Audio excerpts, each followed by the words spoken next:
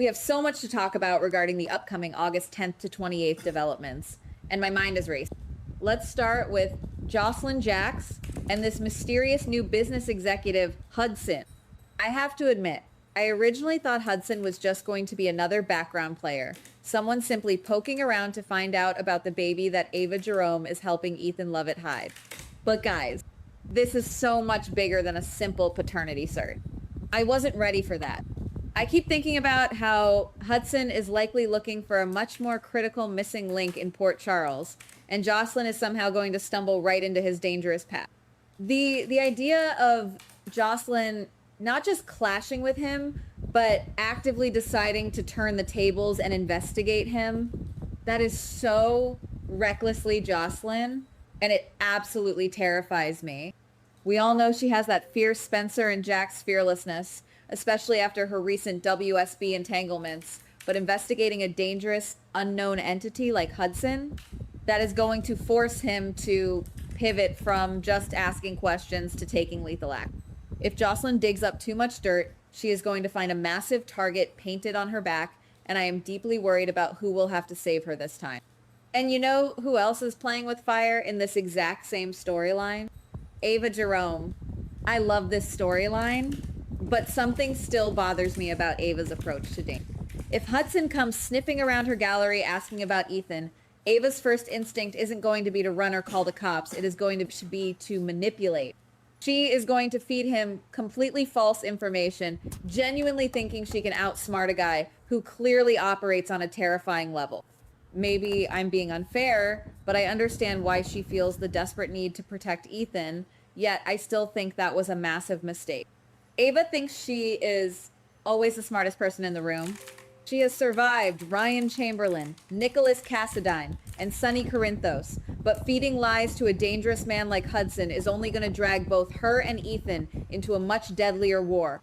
When Hudson realizes he has been played, the fallout for Ava is going to be catastrophic. Then we have the absolute train wreck that is Willow Kane, Michael Corinthos, and Nina Reeve. I genuinely wasn't expecting that to flip so drastically. We all assumed Willow's recent crisis being woozy, acting erratic, and attempting to drive with Wiley and Amelia would just be the final nail in the coffin that pushes Michael to go on the offensive and start a brutal custody war. But what if Michael isn't the one attacked?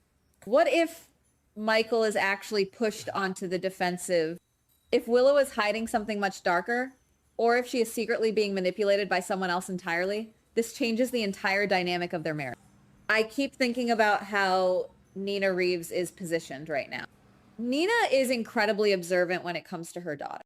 Nina is going to figure this out before Michael ever does. And that is where my brain just completely short circuit. Part of me wants to believe Nina will use this dark secret to utterly destroy Michael. But another part of me thinks she will actually step up to protect Willow. I honestly can't decide what I want more. Nina is going to be forced to choose between her burning, long-standing desire for revenge against Michael Corinthos and her desperate, heartbreaking need to keep Willow from going over the edge. If you ask me, that is the most brilliant, twisted, psychological turn the writers could possibly take. Nina might start out plotting Michael's downfall, but she will end up being the only person trying to stop Willow from doing something unforgivable. It is a beautiful, messy contradiction that makes Nina such a compelling character. I love the friction, but the frustration of watching these two women constantly tear each other apart while secretly needing each other is almost too much to handle. And speaking of things that are just too much to handle, we desperately need to talk about Sonny Corinthos. Guys, what are we even doing here?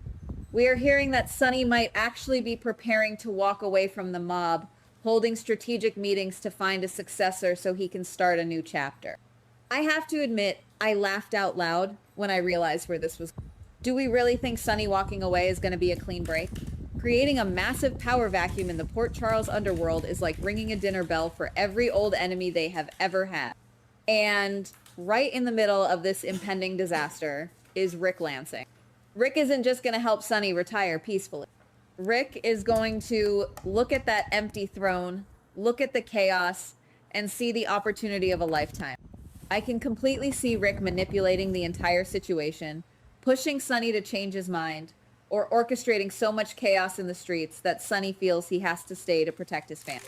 And if Sonny actually manages to step back, who is left holding the bag? Jason Morgan. Jason is going to be forced into an impossible, suffocating corner. He will have to protect the family and the remnants of the organization while Sonny tries to live this fantasy of a peaceful new chapter. I still think that was a horrible mistake on Sonny's part to even entertain this idea without securing the perimeter first. Jason is going to be drowning in mob retaliation, and it breaks my heart because all Jason wants right now is to prioritize Danny Morgan and build a real life. This directly brings me to Drew Kane. I am so deeply frustrated with Drew right now. We know Drew wants to keep Janny away from Scout Quartermain, even though the two teens just want to hang out and be a family. But I can't help feeling that Drew's motives aren't just about protecting Scouting. Drew is actively using the relationship between these two kids as a weapon to apply psychological pressure on Jason. It is so incredibly manipulative. I understand why Drew is angry about everything that happened, but using innocent kids as pawns in a bitter brotherly war, I still think that was a horrible character choice. Jason, on the other hand, is trying so hard not to escalate things. Jason won't confront Drew head on. He will just try to shield Danny from the emotional fallout.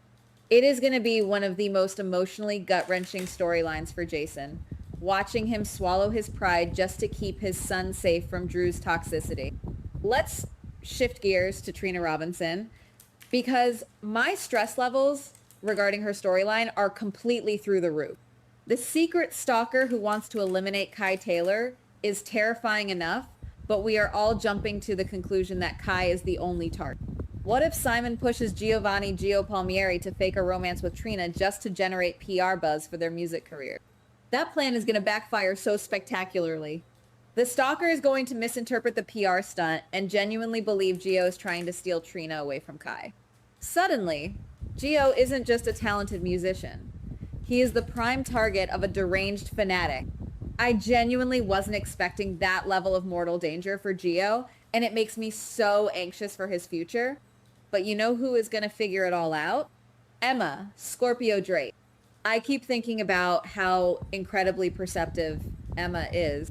The tension in her relationship with Gio is going to make her hyper aware of his surroundings and his changing behavior.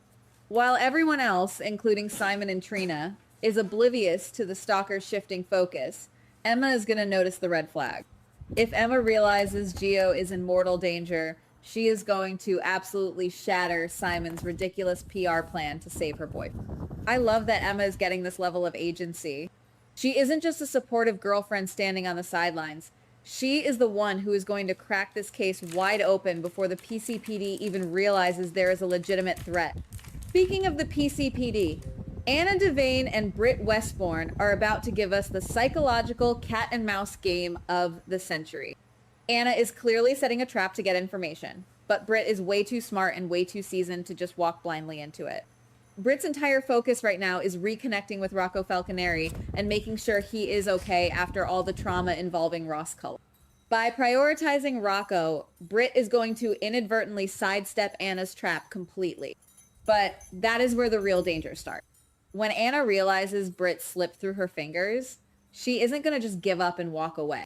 Anna is going to pivot and start watching Rocco. And when Anna brings a child into her investigative crosshairs, this conflict is no longer just about the past. It is going to become a vicious, deeply personal war between Anna and Britt. And let's not forget the legal circus happening with Curtis Ashton. We all thought Curtis was guaranteed to spend time in Pentonville, but I am predicting a massive twist in the courtroom. A new witness is going to emerge from the shadows and completely flip this trial upside down. I strongly believe Curtis's family is going to uncover a crucial detail right before the verdict that blows the prosecution's case out of the water. But if Curtis is cleared, it opens up a terrifying new question. Who actually wanted him framed and locked away so badly? Meanwhile, Diane and Alexis Davis are expanding their law firm, and their new hire is going to accidentally bring in a massive piece of evidence related to one of these major Port Charles crimes. Their office is about to become ground zero for a massive new investigation. and I am so ready for the legal drama. Then we have the corporate espionage happening over at Deception. Serena Baldwin is clearly trying to seduce Michael Corinthos to help Lucy Coe secure those critical shares. But Serena's going to lose control of her own game. When Jack Brennan enters Serena's orbit, Michael won't be the only one caught in her web. Serena and Brennan are going to form this highly calculated, incredibly dangerous alliance. And Nina Reeves is going to see it all unfold. We might expect Nina to get jealous and confront Serena, but Nina is smarter than that now. Nina is going to use Serena as a backdoor to figure out exactly what Michael is planning. It is a brilliant chess match, and Nina is finally playing the long game instead of just reacting emotionally. Finally, we absolutely have to talk about Laura Collins and Kevin. Laura is supposedly going to Ireland to visit Kevin and bring Ace home.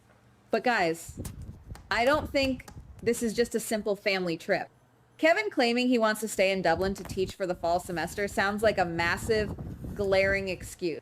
If Laura comes back with news of a marriage crisis, I don't think it's because Kevin is having an affair.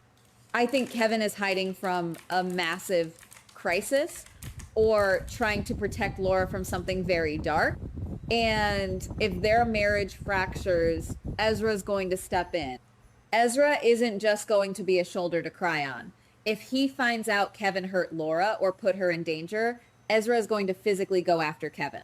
If romantic feelings develop between Laura and Ezra, that is going to be a monumental turning point for her character.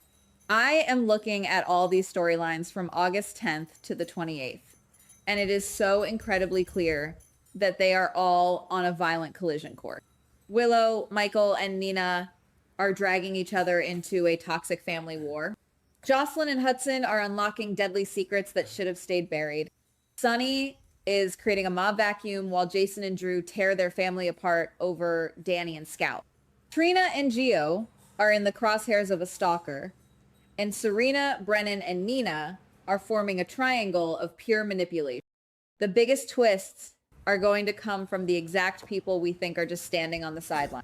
Port Charles is heading into a month where absolutely no one is in control, and when these secrets finally collide, the fallout is going to be devastating. Am I the only one feeling this way? Guys, what do you think? Let me know in the comments, because I am losing my mind over here. Goodbye. Please like, subscribe, and comment on the GH Spoilers Daily channel.